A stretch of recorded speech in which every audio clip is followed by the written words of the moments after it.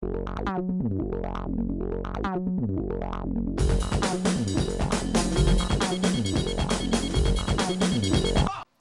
tal, amigos? Mi nombre es Ricardo Vázquez Kunze y este es su programa Pulso Parlamentario por Congreso, Televisión y Radio Congreso. Hoy día estará con nosotros el analista político Luis Herrera, al cual le damos la más cordial bienvenida. ¿Qué tal? ¿Qué tal? ¿Cómo está? Muy bien, encantado de tenerlo acá para comentar sobre la coyuntura política y sobre las próximas elecciones municipales y regionales que están muy cerca. Encantado de tenerlo en el programa, es la primera vez, esperemos que sean muchas más. Señor Herrera, doctor Herrera, usted tiene Soy magíster en el magíster, he visto su currículum, tiene un currículum bastante importante. El presidente Martín Vizcarra empezó en abril su gestión con 57% de aprobación. En mayo pasó a 52% y hasta el 8 de junio, tiene 37%. Ha habido una pendiente en esta aprobación ciudadana, mientras tanto que la desaprobación, ¿no es cierto?, empezó con 13, subió a 24 y ahora hasta el 8 de junio, que es la medición de Ipsos que estamos comentando, tiene 48% de desaprobación. El presidente no empezó con mucha expectativa, pero digamos empezó en buen pie, 57%. Claro. La idea de que uno tenga poca expectativa es favorable en el sentido de que como la gente no espera mucho, si uno hace las cosas bien, la aprobación irá aumentando. Sin embargo, en este corto tiempo, al parecer, ha habido algo que ha producido un desengaño bastante pronunciado de la gente.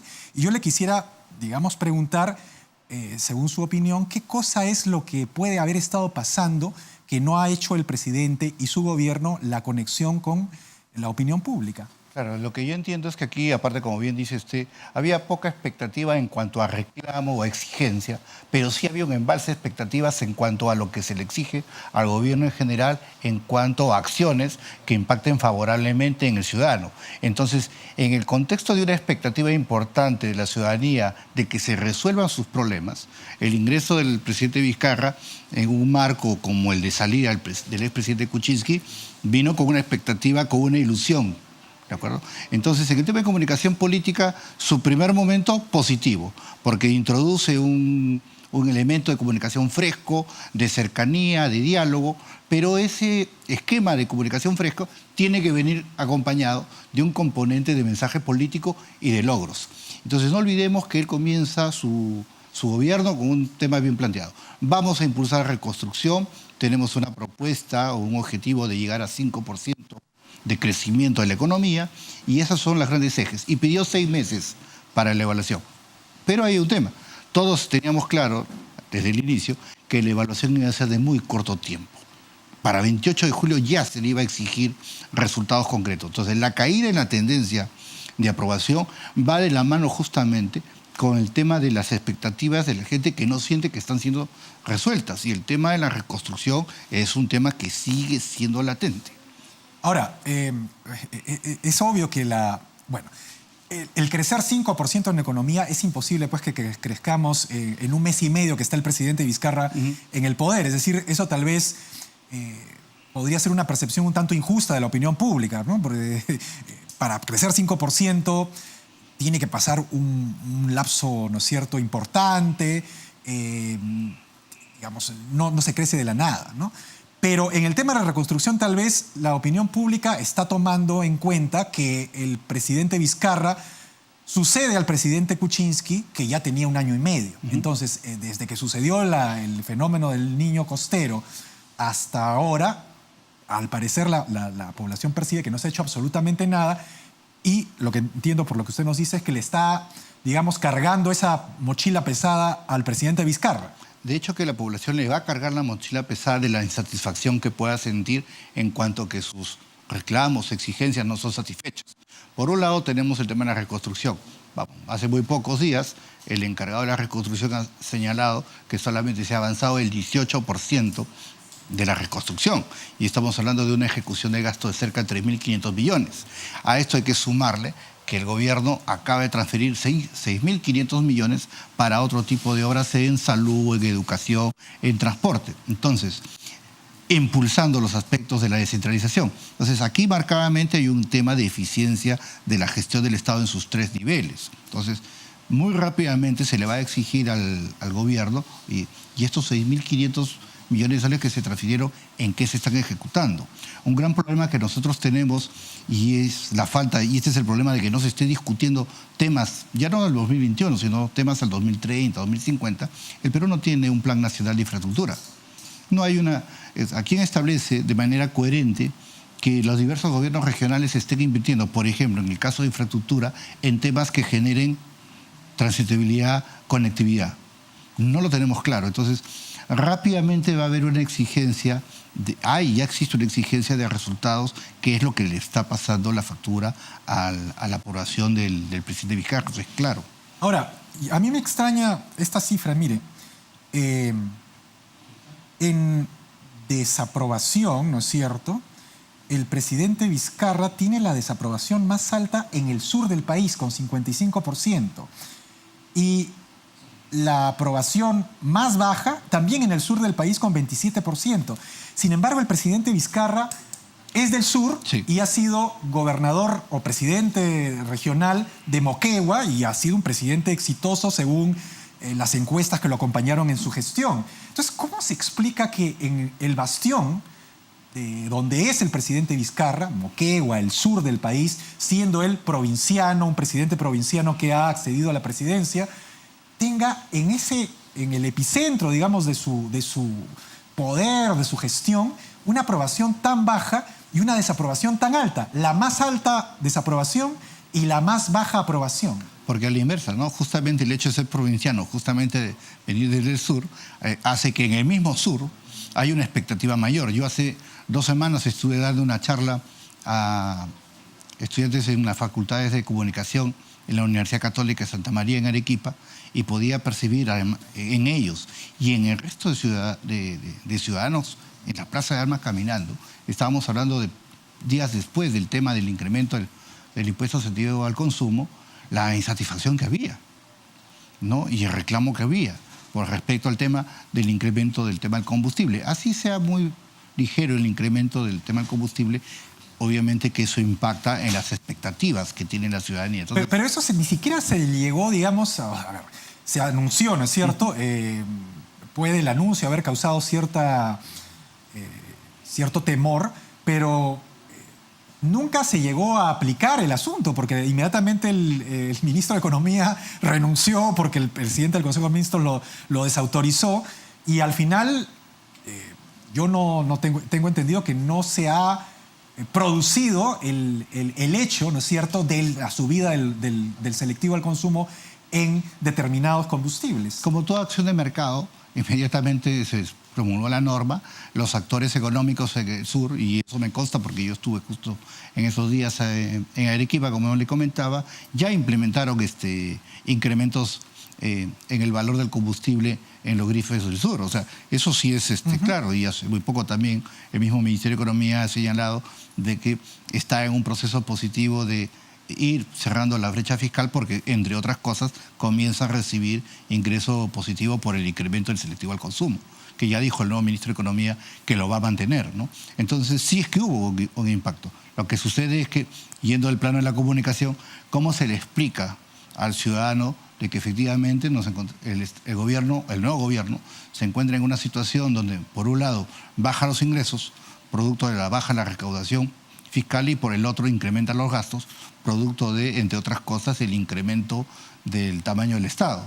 Entonces, obviamente, la expectativa de la gente es, primero, ¿no? Yo siempre dije que uno de los discursos más coherentes que escuché en los últimos tiempos del ministro de Economía fue el del ministro Tuesta, cuando salió a decir: estamos en una situación en la cual necesitamos reducir gasto superfluo, pero ese gasto superfluo no es solamente reducir consultorías, es también reducir el tamaño del Estado, porque tenemos un Estado que está completamente sobredimensionado en relación al servicio público que brinda de manera efectiva.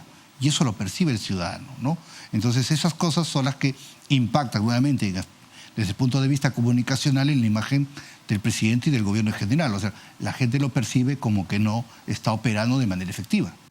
Ahora, hay, digamos, eso es una interpretación Claro. nuestra que obviamente es Seguro. discutible, ¿no? Claro. Porque según esta misma encuesta de Ipsos del 8 de junio, que es la última de Ipsos, las razones por las cuales se desaprueba la gestión de Vizcarra, según la población, el 36%, o sea, el valor más alto, es porque en su gobierno hay corrupción y no se lucha contra ella. Es decir, no hay, digamos, no es algo concreto, sino es una especie de apreciación subjetiva. Claro. Que en el mes y medio, 2 meses que está el presidente Vizcarra en el poder, la gente percibe que la corrupción es muy grande. ¿Cómo digamos, explicamos eso? Porque no hemos visto grandes casos de corrupción en estos 2 meses del presidente Vizcarra.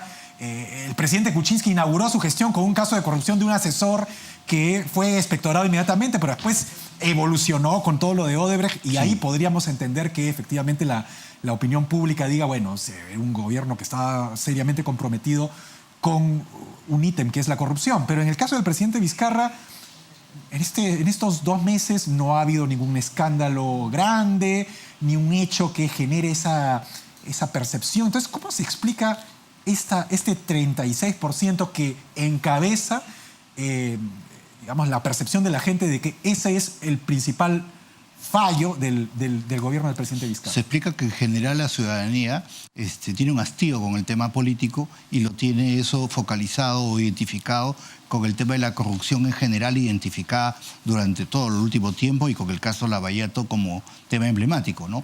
Entonces ahí lo que debemos de entender es la satisfacción general que tiene la ciudadanía en el funcionamiento del Estado y que recae obviamente en la imagen del presidente de la República. O sea, digamos, según su opinión, cualquiera que hubiese accedido a la presidencia, Vizcarra o Meche Arauz, estaría en la misma situación. Sí, claro que sí, porque hacía usted el señalamiento al presidente Kuczynski. En el caso del asesor Moreno, ¿no? Él ahí tuvo una crisis de comunicación, producto a que reaccionó tarde cuando salen los audios y él demora 48 horas en poder decir, sí, vamos a sacar a esta persona. Primero hubo un intento de decir que no era funcionario público, salió el primer ministro, se le generó una crisis de comunicación que agravó más todavía su en ese momento ya perfil de comunicación bastante gastado, porque lo que era bueno en campaña, como era el saltito, la risa, y en la majestad del cargo del presidente de la República no le era tan efectivo. El presidente Vizcarra no tiene como una crisis de comunicación, no ha tenido un gran problema, pero obviamente sí arrastra toda la problemática general de que, ok, ya es un nuevo gobierno, ¿qué estás haciendo para luchar contra la corrupción? ¿A quién está detenido? ¿Qué acción concreta ha habido para detener o para poder intervenir tal o cual empresa? Entonces, la sensación general es que la corrupción sigue campeando, ¿no?, en todos los niveles, y eso obviamente es lo que la encuesta está identificando. Entonces, ¿qué acciones debería, digamos, tener el gobierno? Viene el 28 de julio, el presidente se va a presentar por primera vez, ¿no es cierto?, en su mandato, a dar, digamos, cuenta al país de la situación de la nación. Entonces es una oportunidad para que el presidente le exponga a la opinión pública, a todos los ciudadanos, a todos los peruanos, cuál es la situación del país y qué va a hacer, más que toda la situación, qué va a hacer. ¿Qué le parece a usted, qué le parecería a usted que el presidente debe tener como ejes, pero para que la gente no crea que es un enunciado más, sino que está haciendo cosas concretas? Claro, lo que sucede, el 28 de julio el presidente tiene que dejar de jugar en corto, si es que queremos utilizar un término futbolístico, ya que estamos. Tiene que comenzar a jugar con una visión de largo plazo. ¿Y qué implica una visión de largo plazo? Primero, digamos, estamos hablando de los temas de corrupción. Me parece que el presidente tiene que plantear ante el Pleno la necesidad de que tanto el Ejecutivo como el Legislativo planteen una lógica común de qué se va a hacer, por ejemplo, con el modelo penal garantista vigente. El modelo penal garantista vigente, que es uno de los grandes temas en discusión, porque todos los días tenemos, ¿no?, casos donde el delincuente fue detenido, ¿no?, fue puesto a disposición del Ministerio Público y salió en libertad porque hubo un problema de de forma por el cual el Ministerio Público no lo hizo detener. Ayer en un medio de comunicación hubo un caso con los bomberos que yo lo tomo como referencia, porque la persona entrevistada a la cual se le está imputando la falta moral lo dijo en 3 líneas muy claras. Dijo, la falta no está escrita. Y si no está escrito, puedo hacer eso y más. Y si no están de acuerdo, puedo denunciar a los bomberos, irme al Poder Judicial, el Poder Judicial me va a reincorporar y además me va a indemnizar. ¿Eso qué implica en contexto? Implica en contexto que el modelo penal garantista hoy día, que se conceptualizó como una forma de impedir que el Estado violente al ciudadano, hoy día pasa en la línea gris y es un modelo que hoy día maniata y detiene la acción del Estado para defender al mismo ciudadano. Entonces, tenemos un sistema de administración de justicia que está completamente embebido en el formalismo jurídico. ¿Y que entonces qué le corresponde hacer al presidente? Porque, digamos, el presidente del Poder Judicial, el fiscal de la Nación, por lo general dicen que ellos tienen autonomía. Es decir, que los poderes deben, precisamente, el Estado de Derecho es guardar un equilibrio de poderes. Sí. No debe haber una injerencia del Ejecutivo en el Poder Judicial ni en la Fiscalía, porque entonces estaríamos en una tiranía. ¿Qué le corresponde hacer al presidente entonces? Plenamente de acuerdo con la división de poderes, pero dentro del marco de que el Perú es una república unitaria y como tal, las grandes políticas tienen que ser conducidas, tienen que ser llevadas a cabo por los 3 poderes por igual. Entonces, ¿qué es lo que le compete al presidente? Hoy, como digo, comenzar a jugar y comenzar a plantear visión de futuro. El Perú, dentro del esquema garantista que mantiene hoy día, no va a poder seguir luchando contra el tema de la corrupción o no lo va a poder hacer con la velocidad y con las formas que la ciudadanía en general desea.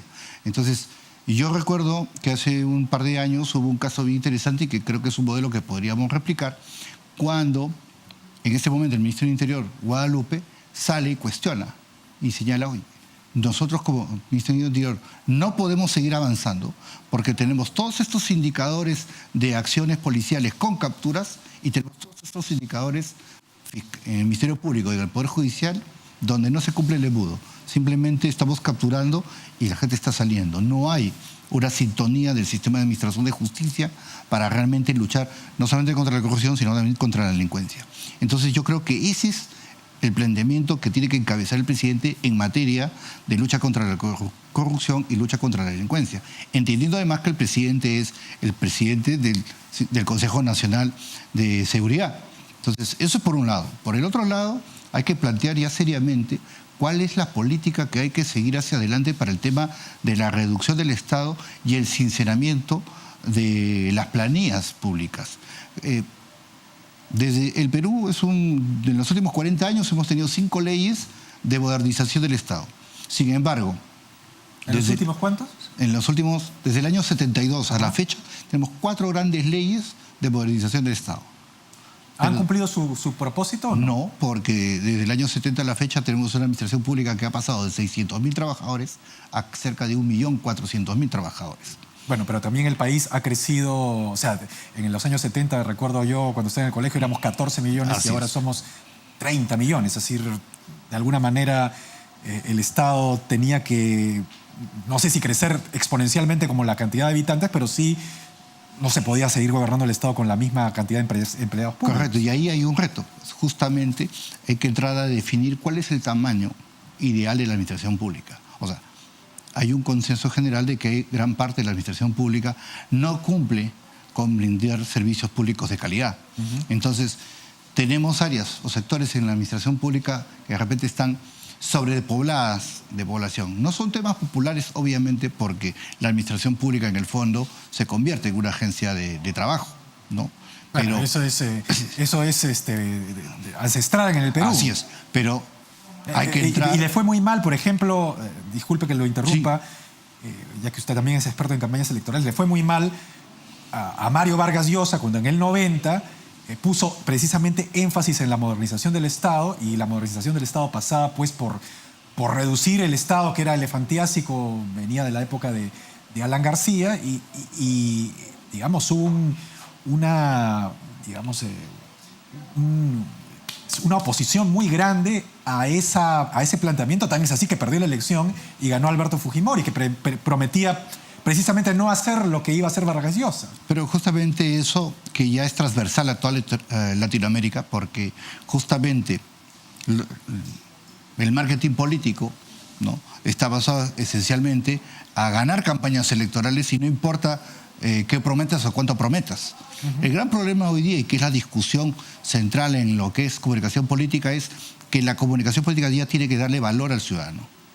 Y darle valor al ciudadano significa que los temas que se ofrecieron en la campaña electoral se transformen en política general de gobierno y el gobierno, ¿no?, pueda comunicar de manera efectiva, ¿no?, cómo es que su acción está impactando de manera favorable en el ciudadano. Entonces yo le pregunto, doctor, si el presidente Vizcarra siguiera su consejo y hiciera una reforma del aparato del Estado precisamente para reducirlo y hacerlo más eficiente, ese es lo que entiendo yo de su alocución, ¿usted cree que su aprobación se dispararía? ¿O por el contrario, digamos, siguiendo la lógica de lo que ha pasado anteriormente, la gente tendría una reacción contra esa política y por el contrario, el presidente seguiría cuesta abajo en la rodada, con el peligro de que no tiene bancada? Porque acabamos de escuchar hoy día al señor Bruce diciendo que no hay bancada del gobierno porque el presidente no los toma en cuenta. Entonces, el presidente, insólitamente, es un presidente que asumió la presidencia sin ser él el primero de la lista, por ponerlo así, y en segundo lugar, hoy día ya la propia bancada dice que no es la bancada del gobierno. Entonces, el presidente está realmente simplemente apoyado en la opinión pública. Eso es completamente cierto y eso es parte del proceso de fragmentación política que vivimos hace décadas, ¿no? Al no tener partidos políticos estructurados, que hayan construido una doctrina política de qué y hacia dónde quieren llevar al país, tenemos estos temas, ¿no?, partidos políticos que se organizan, se juntan para procesos electorales, ¿no?, con fuertes inversiones, para ganar una campaña electoral, ofreciendo lo que puedan ofrecer y lo que mejor se escuche al oído del ciudadano, pero que donde viene el gran problema. O sea, lo peor hoy día en las democracias es que gane el que más promete y que luego no sepa ni cómo puede ejecutar lo que ofreció. Por eso le pregunto si el presidente Vizcarra está, digamos, en capacidad, teniendo en cuenta todo este marco político, de lanzar una política de reducción del Estado para hacerlo más eficiente, teniendo en cuenta este panorama. Yo creo que lo que usted señaló hace un momento es clave. Su sostén es la opinión pública. Tiene que hablar con la opinión pública, tiene que dialogar con la opinión pública, pero dialogar con la opinión pública... Pero ha estado dialogando, ha viajado a todas partes. Pero hay una distinción. Dialogar con la opinión pública no es viajar a escuchar qué es lo que le van a decir en el distrito, en el barrio, porque obviamente le van a decir cuáles son las necesidades. El presidente tiene que establecer los ejes sobre los cuales va a hablar y comenzar a trabajar, ¿no?, cuál es el discurso político en función a ese tema. Modernización es uno, lucha contra la delincuencia es otro, el desarrollo económico es otro, a través de lo que es, por ejemplo, dos ejes importantes. ¿Cuál va a ser la apuesta laboral y cuál va a ser la apuesta del modelo de pensiones a futuro? O sea, son temas que mañana o más tarde se van a tener que plantear. Se tienen que plantear porque son columnas vertebrales de lo que señalamos al inicio, ¿no? O sea, una proyección, por ejemplo, del crecimiento del 5% de la economía del año 2021 implica de muchos factores. No solamente internos, sino también externos. O sea, nos podría afectar la lucha comercial entre Estados Unidos y China. O sea, todas esas son variables que nos pueden afectar. Pero en los factores internos, que sí son factores que donde el Estado puede tener ciertos mecanismos, hay que plantear estos temas. O sea, el Perú, como bien señala, al 2050 nosotros debemos de ser cerca de 38 a 39 millones de habitantes. 38 a 39 millones de habitantes que van a tener una estructura de edad, ¿no?, y una estructura pensionaria que hoy día hay que terminar de definir. Entonces ahí hay, por ejemplo, labor importante en el legislativo con respecto a la concepción de norma, como por ejemplo si se amplía o no se amplía el régimen anticipado de jubilación, ¿no?, y el retiro de los fondos pensionarios. O sea, ¿qué va a pasar con estas personas de 50 años que hoy día ya retiraron su fondo pensionario y que no le vaya bien en su negocio, este pequeño negocio que va a abrir con ese dinero y que entre 5 o 10 años va a estar en un problema económico. ¿Quién asume el rol de cuidar a esa persona que en esa época va a tener ya 60, 65 años? Bueno, pero entonces, ese es el costo de la libertad. Es decir, las personas han tenido la oportunidad de dejar su patrimonio, digamos, pensionario en las AFP o de retirarlo. Sería como decir que pues, se tiene que indemnizar a alguien que hizo una mala inversión. Uh-huh. O sea, que el Estado tendría que asumir el costo de alguien que hizo una mala inversión privada. Seguramente que hoy día no lo discutimos, pero yo no dudo de que en 15 años, si se genera ese escenario, sí se va a plantear como una discusión. Y alguien en 15 años va a decir, ¿y por qué hace 15 años no pensaron en este tema? Entonces, esa es la dinámica que tiene, obviamente, las necesidades sociales. Hay un libro muy interesante que se llama El costo de los derechos, justamente, y que habla del tema muy puntual. La calidad de los servicios públicos va directamente relacionado con la cantidad de recaudación que tiene un Estado, ¿no?, para poder construir y brindar estos servicios públicos. Ahora, pero el ministro quiso recaudar más y al final le bajaron el moño. Por supuesto, pero nuevamente, la concepción de cómo se plantea y cómo se explica y para qué se explica es muy diferente a entrar a un tema de reacción, y por eso también, hablando también del caso del primer ministro, o sea, un tema de esa norma estoy seguro que fue discutida al interior del gabinete para que se emita. Entonces, cuando hay decisión, en la gestión pública la característica es que cuando se toma una decisión... Se sigue para adelante. Se tome y se sigue para adelante. En la gestión pública y en la política y en todo, ¿no? O sea, eso es una máxima universal. Se toma una decisión, se sigue adelante, pero se explica la decisión. Porque obviamente las decisiones tomadas, diríamos, al caballazo, sin explicación, solamente de la imposición por imponer el jus imperium, entonces obviamente van a generar rechazo. Entonces, creo que todo se resume en que, primero, el Estado tiene que tener, el gobierno tiene que tener grandes planteamientos ya, no para acá a 6 meses, ni siquiera para este año, tiene que decirlo el Perú del 2030, o sea, ya tenemos que comenzar a construir esos temas. Tiene que haber construcción de mensaje político y tiene que haber resultados que comunicar, así sea de a poco. Eso es lo que construye, obviamente, el diálogo con el ciudadano, que luego permite que el ciudadano pueda decir, este hombre está trabajando, ¿no? Sigamos avanzando. Ok, doctor Luis Herrera, ha sido un placer tenerlo en el programa. Amigos, no hay tiempo para más. Conmigo será hasta una siguiente emisión de Pulso Parlamentario por Congreso Televisión y Radio Congreso.